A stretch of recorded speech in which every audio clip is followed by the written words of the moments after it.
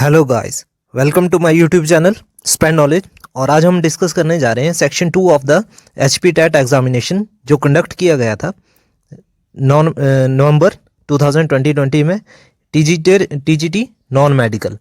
और केमिस्ट्री का हम सिर्फ सेक्शन इसमें डिस्कस करेंगे। जो फिजिक्स के लिए हम एक अलग से वीडियो बनाएंगे। 30 क्वेश्चन इस वीडियो में हम डिस्कस करेंगे। फर्स्ट क्वेश्चन है, which of the following molecule is solid. तो जो इसका आंसर है वो होगा आइस। तो जो मॉलिक्यूल है, मॉलिक्यूलर सॉलिड है, वो आइस होगा। Boiling point of the solvent on adding non volatile solute.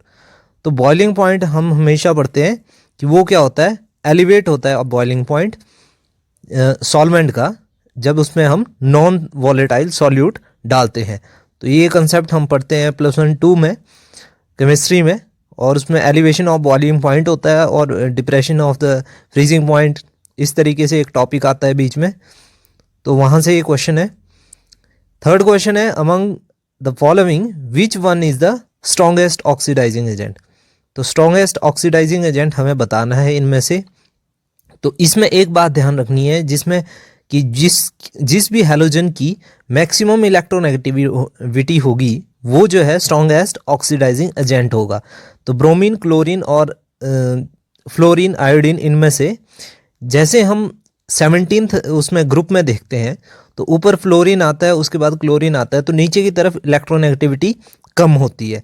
तो यानी कि जहाँ इलेक्ट्रोनेगेटिविटी ज़्यादा होगी वहाँ पे स्ट्रॉन्गेस्ट ऑक्सीडाइजिंग एजेंट होगा। तो स्ट्रॉन्गेस्ट ऑक्सीडाइजिंग एजेंट वो होगा जिसकी इलेक्ट्रोनेगेटिविटी सबसे ज़्यादा हो, और फ्लोरीन की नेगेटिविटी सबसे ज़्यादा होती है।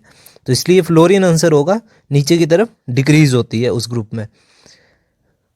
अब बात करें तो IUPAC name of oxalic acid. तो ऑक्सैलिक एसिड का जो आईयूपीएसी नेम है वो है इथेन 1,2 डायोइक एसिड। तो इसके लिए हम देखेंगे कि जो COOH इसका फॉर्मूला जो होता है वो होता है COOH, यानी कि उसका ट्वाइस COOH का। तो उसको हम लिखेंगे ethane 1,2 dioic acid. The coordination number in case of cubic close packing, क्या होगा इसका coordination number cubic close packing का। तो इसका जो कोऑर्डिनेशन नंबर होगा क्यूबिक क्लोज पैकिंग का वो 6 होना चाहिए, बट जो ऑफिशियल आंसर की में दिया गया है वो 12 दिया गया है। अब इसको थोड़ा हमें देखना पड़ेगा कि ये कैसे उन्होंने आंसर दिया है। हम इसके लिए अलग से एक वीडियो बनाएंगे जो टॉपिक स्पेसिफिक होगी, तो उसमें हम ये सारी चीज़ें डिस्कस करेंगे। For reaction to proceed in an electrochemical cell the EMF must be positive. तो इसमें जो है पॉजिटिव आंसर आना है कि जब भी हमें कोई रिएक्शन प्रोसीड करवाना हो तो EMF किस तरीके का होना चाहिए था, पॉजिटिव होना चाहिए उस सेल का, तभी वो उस रिएक्शन को ड्राइव कर पाएगा, नहीं तो रिएक्शन अकर नहीं हो पाएगा। नेक्स्ट है, which of the following is not antipyretic. Antipyretic कौन सा नहीं है इसमें। तो जो पैरासीटामोल और एस्पिरिन या फिर फिनेसिटिन जो है, तो वो तीनों ही एंटीपायरेटिक हैं, यानी कि ज्वरनाशी है।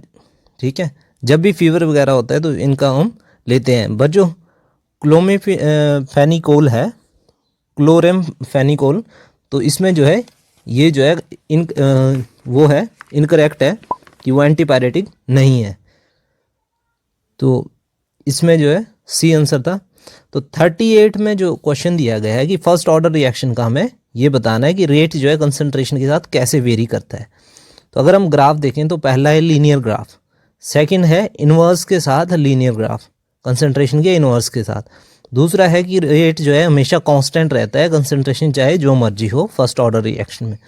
और तीसरा है कि लीनियर वेरिएशन होती है कंसंट्रेशन के स्क्वायर के साथ। तो जो इसमें फर्स्ट ऑर्डर रिएक्शन होता है उसमें जो है उसकी कंसंट्रेशन के साथ जो है डायरेक्टली प्रोपोर्शनल होता है कंसंट्रेशन की पावर 1 के साथ।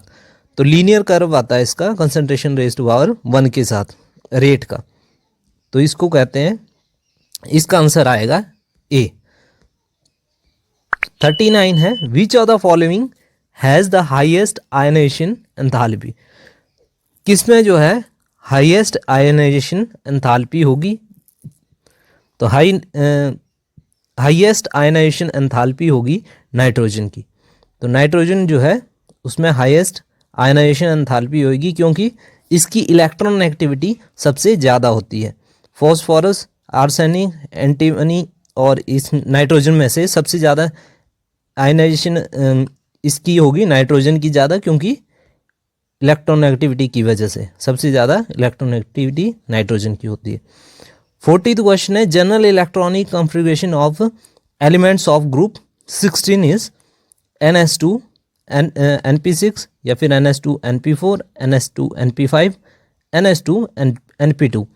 तो जनरल इलेक्ट्रॉनिक कॉन्फ़िगरेशन जो है एलिमेंट्स ऑफ ग्रुप 16 इनकी होगी NS2 NP4, क्योंकि 16 ग्रुप के बाद आता है 17th ग्रुप जिसकी NP5 होती है, और उसके बाद जो है 18th ग्रुप आता है जिसकी NP6 होती है। तो इसकी जो है 16 की NP4 होती है। Which of the following gas is not responsible for acid rain? Acid rain के लिए कौन सी रिस्पॉन्सिबल नहीं है? SO2 दी है, ये तो रिस्पॉन्सिबल होती है। NO2 भी होती है। अब CO2 और इसमें कन्फ्यूजन है। और CO2 अगर ये CO2 की तो कंसनट्रेशन ही बहुत ही कम है और ये होती भी एसिडिक नेचर की है, तो CO2 जो है ये एसिडिक नेचर की है गैस, मतलब ये ऑक्साइड कार्बन का। बट जो नाइट्रोजन है that is present in the oxygen always atmosphere always, तो ये हमेशा ही उपलब्ध रहती है हमारे एटमॉस्फेयर में, इसलिए अगर ये एसिडिक होती तो हमेशा ही एसिड रेन होती रहती। तो इसलिए बी जो ऑप्शन है दैट इज इनकरेक्ट ऑप्शन, मतलब ये जो है एसिड रेन के लिए रिस्पॉन्सिबल नहीं है। तो 41 का बी। 42nd क्वेश्चन है, what is the empirical formula of glucose? Glucose का एम्पिरिकल फॉर्मूला पूछा गया है। वैसे क्या फॉर्मूला होगा ग्लूकोज का? 6,6H12O6, ये है जो केमिकल फॉर्मूला है। बट यहाँ पे पूछा गया है एम्पिरिकल फार्मूला। एम्पिरिकल फार्मूला में जो कॉमन फैक्टर है जैसे 6 का, उसको हम डिवाइड कर देंगे और पर्टिकुलर रेशियो निकालेंगे कार्बन, हाइड्रोजन और ऑक्सीजन के एटम की, फिर उसका फार्मूला लिखेंगे, दैट इज एम्पिरिकल फार्मूला। तो 6 से जब इनको डिवाइड कर दें, इसके 6 कार्बन है, 12 हाइड्रोजन है और 6 ऑक्सीजन है, 6 से जब इसकी रेशियो निकालें 6, 12, 6 की, तो रेशियो आएगी 1:1, 1:2:1। तो इस तरीके से आएगी। तो सी कार्बन के लिए एटम होंगे 1, हाइड्रोजन के 2 और ऑक्सीजन के 1, तो CH2O ये होगा 42 का बी, ये एम्पिरिकल फॉर्मूला होगा ग्लूकोज का। 43 है, which one of the following is a carbohydrate? Carbohydrate कौन सा है? तो जो कार्बोहाइड्रेट होते हैं वो स्वीट होते हैं थोड़े से, इसमें खाने में मीठे लगते हैं हमें।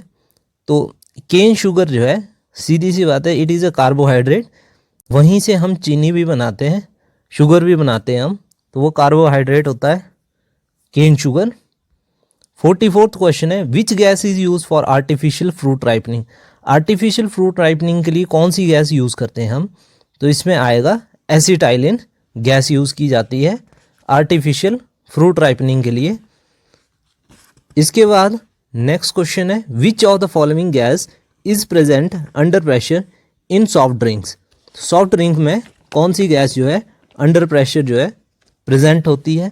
तो सभी को पता है ये, जिसका क्या आंसर होगा? Carbon dioxide. कार्बन डाइऑक्साइड जो है अंडर प्रेशर जो है कोल्ड ड्रिंक्स में डाली जाती है।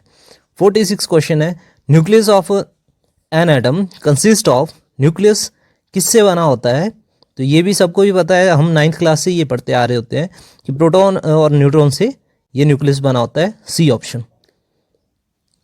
इसके बाद बात करें, commercial alcohol is made unfit for drinking by adding, तो उसमें जो है मिथेनॉल ऐड किया जाता है, तो इसको कहते हैं डीनेचर्ड अल्कोहल या डीनेचर्ड अल्कोहल ही कहते हैं शायद। तो इसको जो है मिथेनॉल होता है, उसमें 5% और 95% इथेनॉल होता है, तो इसको अनफिट कर दिया जाता है कमर्शियल अल्कोहल को, ताकि उसको लेबोरेटरी में मिसयूज़ ना हो, कोई उसको ड्रिंक वगैरह ना कर ले, सबको पता रहे कि इसमें कुछ मिलावट है। और मतलब मिथेनॉल जो होता है वो पॉइजनस होता है, जब उसको ऑक्सीडाइज होता है वो हमारी बॉडी में, अगर हम उसको पी लें तो मिथेनॉल में कन्वर्ट हो जाता है और उससे फिर मिथेनोइक एसिड बन जाता है दोबारा ऑक्सीडेशन से। तो वो जो होता है हार्मफुल होता है फिर, तो इसलिए जो है उसमें डीनेचर्ड उसको किया जाता है, मिथेनोइक एसिड ऐड किया जाता है। 48 क्वेश्चन जो है that is reaction used for the preparation of ether is, तो रिएक्शन जो यूज़ करेंगे विलियमसन सिंथेसिस रिएक्शन यूज़ करेंगे, ठीक है। तो इसमें जो है ईथर बनेगा फिर उससे विलियमसन सिंथेसिस रिएक्शन में। हम इसको दूसरी वीडियो में, पर्टिकुलर वीडियो में इसके एग्जाम्पल भी पढ़ेंगे, इन तीनों चारों जो रिएक्शन इसमें पूछे गए हैं। 49th क्वेश्चन है what is the product of following reaction, तो इनमें जो है प्रोडक्ट है ये है बी। इसमें क्या है हमारे पास एक अल्डिहाइड दिया हुआ है, मिथेनल दिया हुआ है, मिथेनल को हमें हाइड्रोजन के साथ एडिशन करवानी है उसकी। तो इसमें जो है जो प्लेटिनम की प्रेजेंस में एडिशन होती है वो सिंगल स्टेप में एक हाइड्रोजन सिर्फ ऐड होती है। कभी कभी अगर ये स्ट्रॉन्गर रिड्यूसिंग एजेंट नहीं है, ये थोड़ा माइल्ड सा रिड्यूसिंग एजेंट की तरह काम करता है हाइड्रोजन, जब जो है प्लेटिनम साथ में हो। तो इसमें जो है प्लेटिनम के साथ माइल्ड की तरह काम करेगा, तो अल्डिहाइड को ये अल्कोहल में कन्वर्ट करेगा। ये जो है सी तो ऑप्शन इनकरेक्ट है ही, क्योंकि ये ऑक्सीडाइज कर रहा है ना कि ये रिड्यूस कर रहा है, और यहाँ पे हाइड्रोजन जो है रिडक्शन करेगी इसके। और ए भी गलत है, क्योंकि अगर ये स्ट्रॉन्गर रिड्यूसिंग एजेंट होता तो ये ए ऑप्शन होता है, बट ये है माइल्ड वाला, तो इसलिए बी ऑप्शन होगा। ये अल्डिहाइड को अल्कोहल में कन्वर्ट करेगा, ना कि ये अल्केन में करेगा। 50th क्वेश्चन है which of the following is a non polar molecule. Non polar molecule कौन सा है, तो वो है CCl4, क्योंकि इसका डाइपोलर मोमेंट 0 होगा। ये सिमिट्री होती है इसमें, इसके मॉलिक्यूल में। NH3 में जो है डाइपोलर मोमेंट 0 होगा because of the lone pair, sorry non zero होगा because of the lone pair.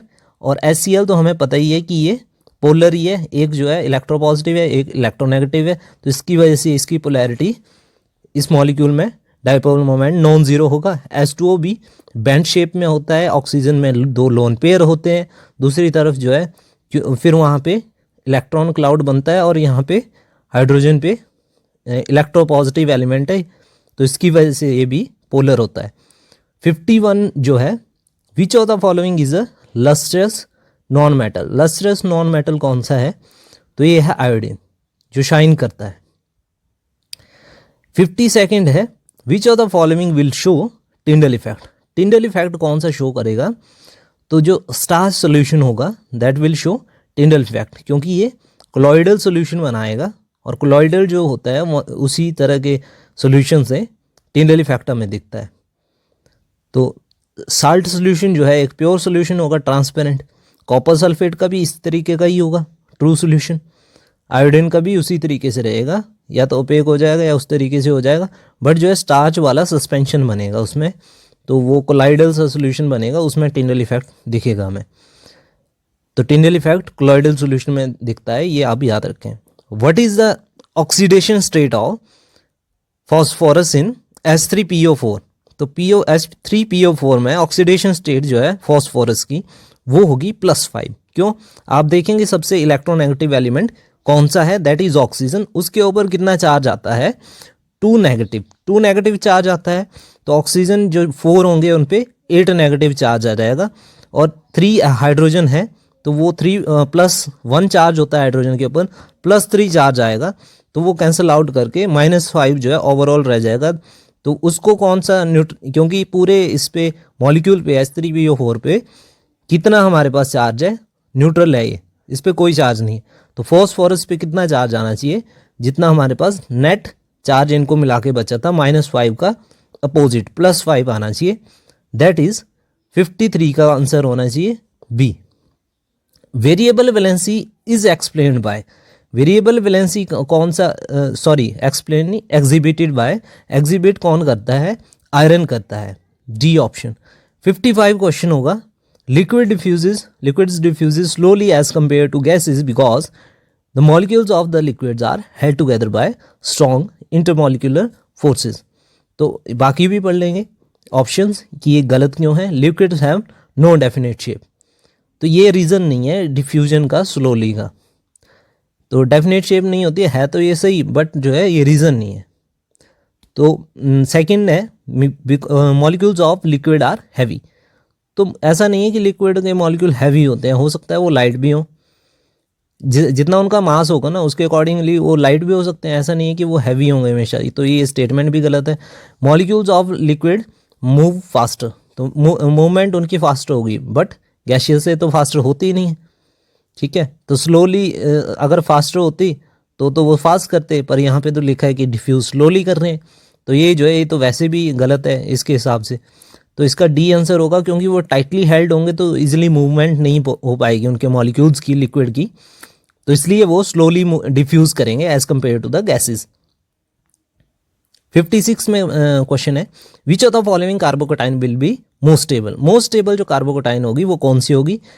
तो आप याद रखें, जब बल्की ग्रुप जो है किसी कार्बन के साथ जो है अटैच होते हैं तो वो ज़्यादा स्टेबल होती है एज कंपेयर टू हाइड्रोजन उसके साथ अटैच हो, क्योंकि हाइड्रोजन होगा किसी जो हाइड्रोजन आइटम है that is electropositive in nature, जबकि कोई CH3 जैसे मिथाइल, इथाइल या कोई अल्काइल ग्रुप लगा हो, दे आर समवट मतलब कम उससे वो इलेक्ट्रोपॉजिटिव होते हैं। तो इसलिए जो है वो ज़्यादा स्टेबल करेंगे बल्कि ग्रुप जब अटैच होंगे एज कम्पेयर टू कार्बोकेटाइन, मतलब एज कम्पेयर टू हाइड्रोजन। तो कार्बोकेटाइन कब ज़्यादा स्टेबल है? जिसमें जितने ज़्यादा ब्रांचिंग होगी। तो ब्रांचिंग सबसे ज़्यादा इनमें से किस में है? डी ऑप्शन में ब्रांचिंग सबसे ज़्यादा है, जिसमें बल्की ग्रुप लगा हुआ है। पहले में तो कोई बल्की ग्रुप है ही नहीं, 3 हाइड्रोजन है, दूसरे में 2 हाइड्रोजन है, 1 बल्की ग्रुप है, तीसरे में जो है 2 मिथाइल ग्रुप है बल्की ग्रुप, और जो है 1 हाइड्रोजन है। जितना बड़ा बल्की ग्रुप होगा उतना ज़्यादा स्टेबिलिटी उसकी बढ़ती जाएगी कार्बोकेटाइन की। जैसे अगर मिथाइल की जगह इथाइल होता तो वो ज़्यादा स्टेबल होता, या फिर मिथाइल इथाइल दोनों होते और एक में जो है प्रोपाइल ग्रुप होता तो वो ज़्यादा स्टेबल होता। तो डी इसमें सबसे करेक्ट ऑप्शन है। 57वां क्वेश्चन है कि अगर इसको हमने C6H6 को, ठीक है, बेंजीन हेक्साक्लोराइड को, सॉरी बेंजीन को हमने जो है अगर क्लोरीन के साथ रिएक्ट करवाया है लाइट की प्रेजेंस में, तो क्या बनेगा? Benzene hexachloride. तो बी इसका आंसर आएगा, BHC बेंजीन हेक्साक्लोराइड। तो बी सबसे अप्रोप्रिएट ऑप्शन है इसके लिए। Density of H2O is maximum at, density of H2O किस में मैक्सिमम है? 4 डिग्री सेल्सियस पे H2O की डेंसिटी मैक्सिमम होती है। टूथ डिके टेक प्लेस करता है कब? जब pH जो है 5.5 से लेस हो जाता है माउथ में। Elements of the first group, उनको क्या कहते हैं हम? पहले एलिमेंट्स जो पहला ग्रुप है उनके एलिमेंट्स को कहते हैं अल्कली मेटल। सेकेंड ग्रुप के जो एलिमेंट है उनको कहते हैं अल्कली अर्थ मेटल। और जो लास्ट है, जैसे जो हेलोजन उनको कहते हैं हम, जो सेकंड लास्ट है, और लास्ट वाले को नोबल ग्रुप होता है, नोबल गैसेस का ग्रुप। और बात करें लैंथेनाइड की तो वो F जो ग्रुप होता है, ठीक है, उसको हम कहते हैं F ग्रुप का जो पहला होता है उसमें लैंथेनाइड, और F सीरीज जो होती है D ब्लॉक के अंदर, जो हमें पीरियोडिक टेबल से बाहर हम उनको लिखते हैं अलग से, तो लैंथेनाइड वो होते हैं। अगर आपको ये कंटेंट हेल्पफुल लगा हो तो like my video, share my video and subscribe my channel. Thanks for watching the video.